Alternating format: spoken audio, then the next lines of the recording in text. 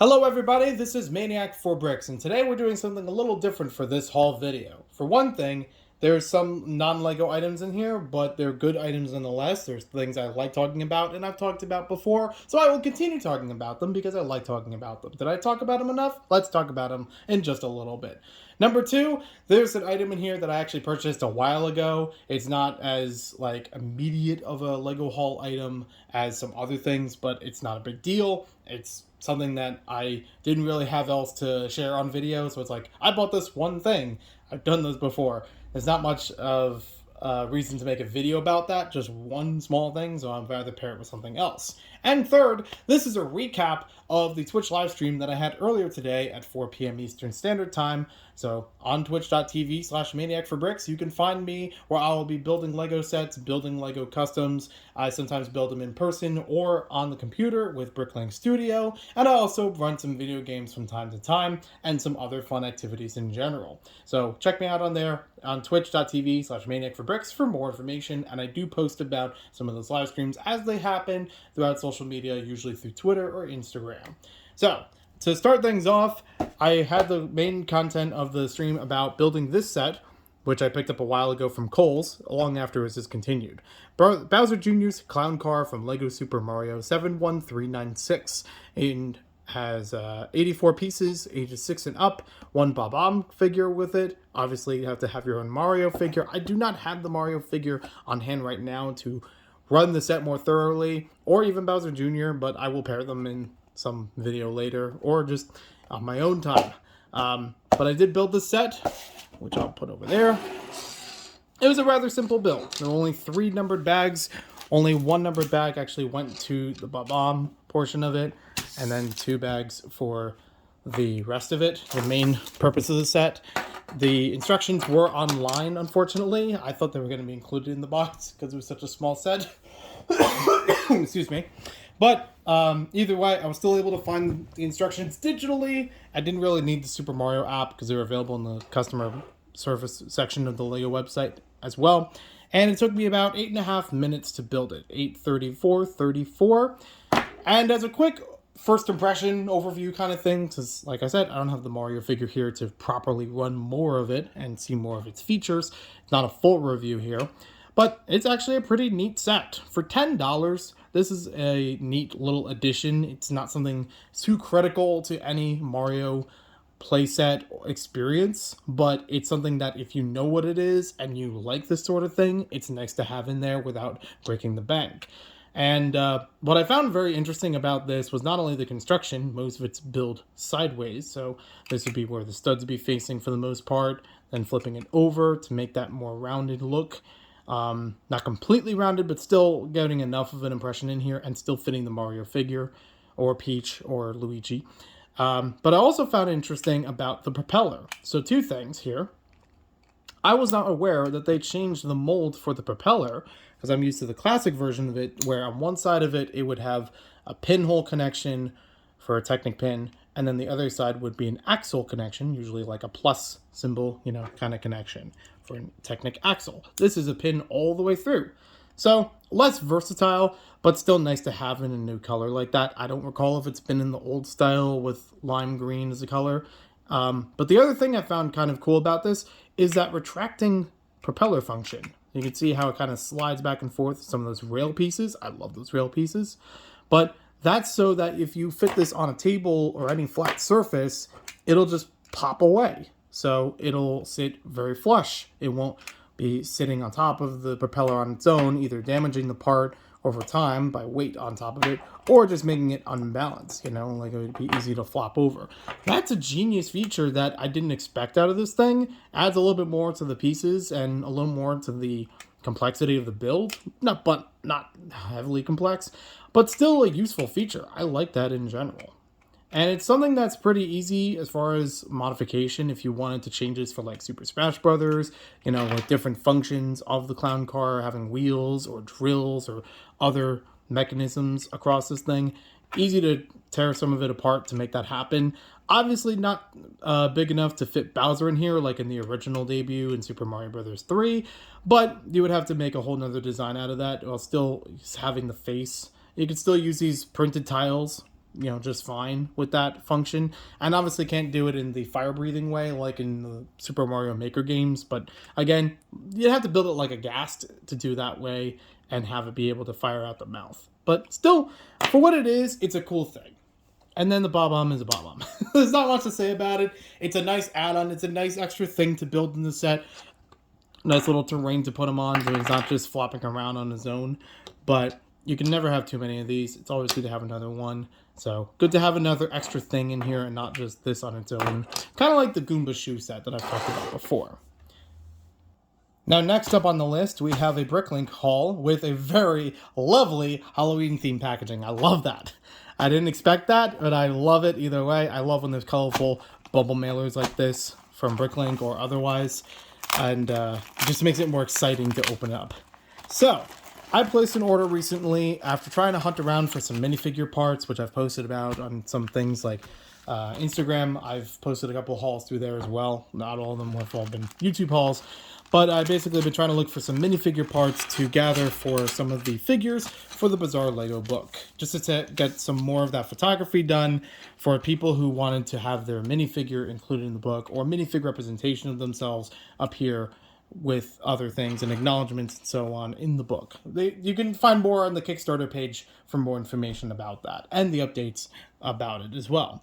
So I found a seller that had some parts that I needed for the minifigure, or the SigFig rather, of A Brick in Time, if I remember correctly. So his needed the torso from this villain from Iron Man 1. I forget his name is, but I think he was in one of the What If sets.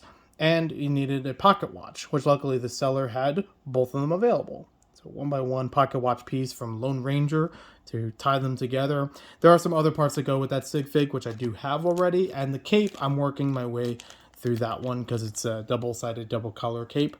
But I'll figure that out sometime after the video. So, aside from that, I also picked up a lot of these archway pieces from the same seller in Bricklink, not only for the minimum buy, but also because I need a bunch of these for my train tunnel. I've been working on a little bit more of the Studside Heights town. I haven't had any updates because there's nothing to share about an update with it, but hopefully this will lead me in the direction towards finishing the train tunnels and starting on the mountainside itself. That's the major part as far as building for that town. And a couple other areas are just like a little sprucing up, a little bit of cleanup, and maybe some extra little accessories and adding the SigFigs in there, obviously.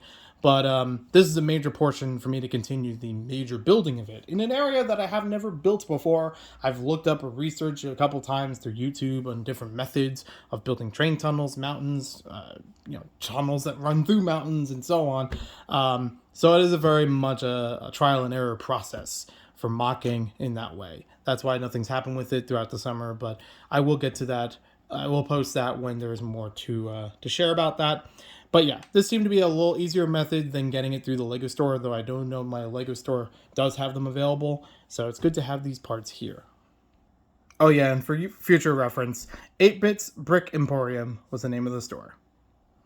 And last but certainly not least, I've got a special envelope in here from a Mr. Kevin Hinkle. Mr. Hinkle Draws has a new line of stickers, as he always does throughout October, for some Halloween-themed characters. He also has a couple new prints, and as well as a new exclusive sticker, a timed exclusive, a limited exclusive on his site at kevinahinkle.com. If you want to find more information about that, links will be in the description and in the comment section down below. So I picked up a small order of some stickers that I did not already have, and I've been slowly updating about that. I had a Instagram reel and a TikTok not too long ago where I have shown some of my binder of stickers and art prints and even some hand-drawn things from him in the past. So here's what I've got this time around. I've already actually went through these and just shuffled the order. So this is the exclusive sticker for right now. He has designed himself to look more like a vampire throughout the month of October. You can also find him on twitch.tv/Mr. Hinkle Draws, where he is also shown on there as a PNG, drawing with each day of Inktober, and fantastic drawings in every single one of them, also posted throughout the social media. But also, he has himself as a sticker like this, so it's a timed exclusive. I have number 10 of 40. And who knows, maybe I'll go back up for more. But there are, as of the recording of this video, or placement of this order the other day.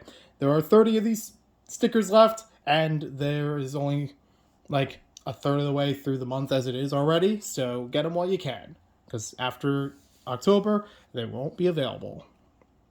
We have a couple of different stickers in here that I chose through the sticker 5-pack option of bundles. There's a couple of different bundles and a couple of different ways you can get stickers through there if you haven't already, and I like getting this variety in here. And there's always more that I have to go back through, you know, whether the new ones or old ones, always something to find on the store, on the site. So the first one here is Foster's Home for Imaginary Friends with Mac and Blue. And I love this show growing up. This was one of my favorite Cartoon Network shows for a long time. I remember playing the Big Fat Awesome House Party online on the Cartoon Network website. And this is at a time where I also had imaginary friends when I was a kid. So it really resonated with me. And I love the character designs. All the artwork of the show itself was just very eye-popping and eye-drawing. Really drew me in, what I was trying to say.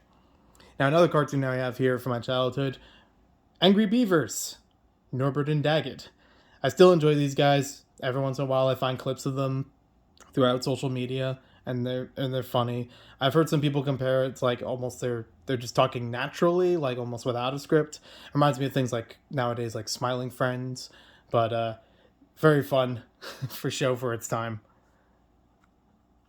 Then we have Stay Puft Marshmallow Man from Ghostbusters, hence the big circle and the slash around him. Looks very good, and I've actually had a chance with Kevin and Ghost Freakin' Talkin' to visit the Ghostbusters firehouse in New York a couple of years ago. So that was a fun trip. Next up, we have the Xenomorph from Alien. I've finally seen the Alien movie earlier this year, so I feel better of actually having a sticker based off of it, having some fan art based off of it. Really good detail. Really like how the colors come into here. I'm surprised about the purple usage instead of green, because they usually associate Alien with green, but the purple works very nicely for that dark, menacing feel that, you know, this character definitely delivers. And last but not least, we have Jason Voorhees from Friday the 13th. Hey, Friday the 13th is this week, and I'll be having a live stream going on then on twitch.tv/maniacforbricks if you want to see me play some fun games, some spooky games, and have some little Halloween fun a little bit early. Now, fun fact, the original Friday the 13th was filmed at Camp Nobi Bosco in Blairstown, New Jersey.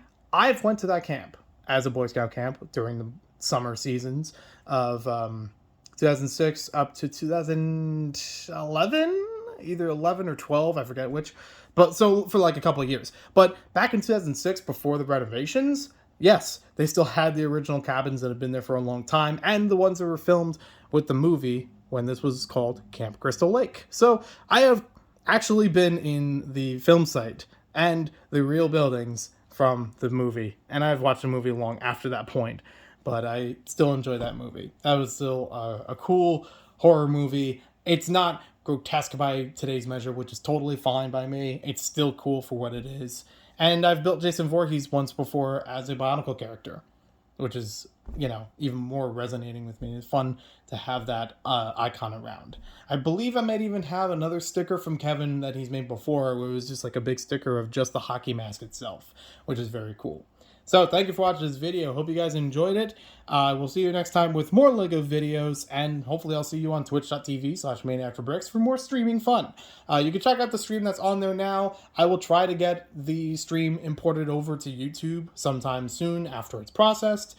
But in the meantime, go check out Kevin's store, Mr. Hinkle Draws, on social media, kevinahinkle.com, for a lot of variety of stickers and prints and other artwork, as well as commissions.